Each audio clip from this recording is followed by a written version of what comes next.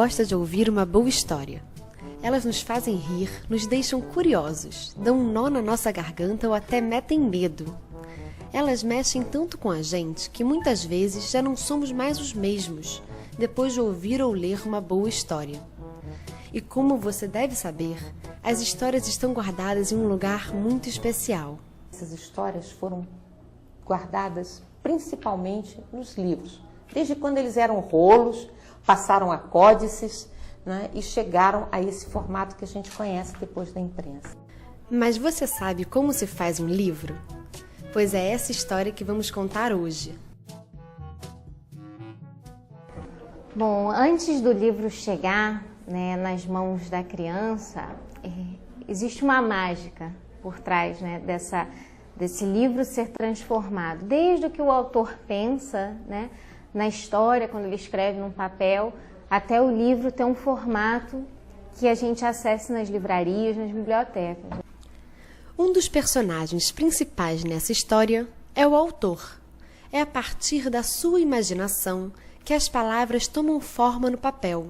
Eu comecei a escrever poesia, comecei a escrever literatura para adulto e eu acredito que eu tive que crescer e me desenvolver e pesquisar mais para escrever para criança. Aparentemente é mais fácil, mas na verdade não. Né? O pequeno leitor ele é bem mais exigente, né? Ele é mais sincero, ele é mais aberto. Eu acredito que as crianças sejam o melhor leitor de poesia que nós temos hoje. Eu sempre leio com algumas crianças antes de publicar, né? São os meus leitores cobaias. O que aconteceu comigo há uns 10 anos é que eu ganhei uma gata. E eu tenho essa minha gata, ela se chama Clarice Lispector e a gente conversa muito, é verdade. E a partir da minha conversa com ela,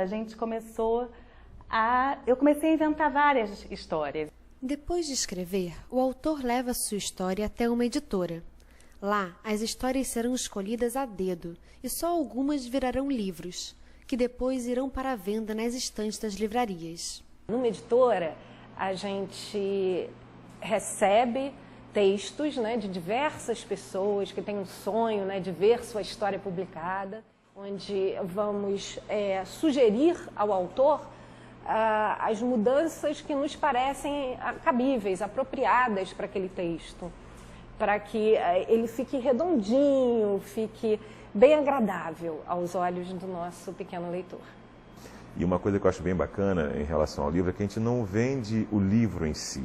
A gente vende um retângulo, que é de papel, mas eu preciso contar uma história para quem vai comprar o livro, para se interessar sobre o livro. Como as histórias são escolhidas? É o livro que vai provocar, né? Vai provocar o leitor, vai fazer o leitor se emocionar, vai fazer o leitor rir, né? Chorar. A partir daí trazer para ele algum tipo de reflexão, às vezes não imediata, mas daqui a dias, meses, aquela história volta e aflora, não é? Enquanto a editora pensa no texto, quem pensa nos desenhos e imagens que estarão no livro é o designer ou o ilustrador. E o designer, no caso como eu, vai pensar exatamente essa disposição.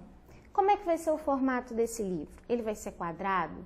Ele vai ser retangular? Ele vai ser um círculo? Quando você abrir, as coisas vão pular dele ou ele vai ser chapado, como a gente chama? Como é que é essa ilustração? Ela é sem cor, com cor? Por quê? Às vezes a cor vai trazer uma emoção, um vermelho forte, vai trazer energia. E às vezes você quer passar aquela tristeza e aí você usa um cinza, uma imagem mais triste. Tudo isso o designer vai pensar junto com o ilustrador, para quando esse livro chegar na criança, essa mágica se tornar realidade. A editora manda a história para uma gráfica, onde o livro vai virar um objeto de verdade, de papel e tinta.